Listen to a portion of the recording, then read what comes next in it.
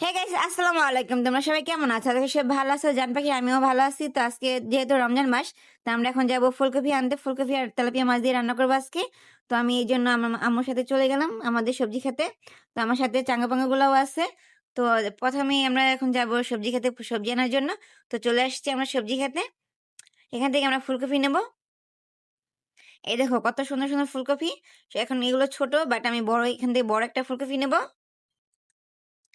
আজকে তেলাপিয়া মাছ দিয়ে রান্না করার জন্য। তো এই দেখো আমার ফুলকপি নিয়েছি বড় দেখে একটা।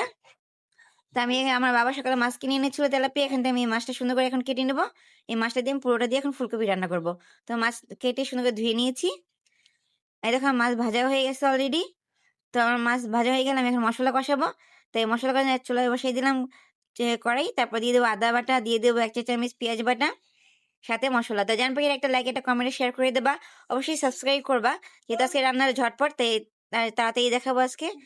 আর এমনিতে এই রমজান মাসে বেশি একটা কথা বলা যাবে না, যেহেতু রোজা রেখেছি। তো আমার তরকারি অলরেডি হয়েছে, তো আমি টমেটো দিয়ে দেবো। টমেটো দিয়ে আমি এখন নাড়াচাড়া দিয়ে সুন্দর করে রেখে দেবো। দেখো আমাদের কারেন্ট চলে এসেছে, তাই আমি আবার চলে আসলাম মাটির চুলায়। তো আমার তরকারি অলরেডি হয়ে গেছে। তার এখানে আজকে আমাদের এখানে বাই বাই।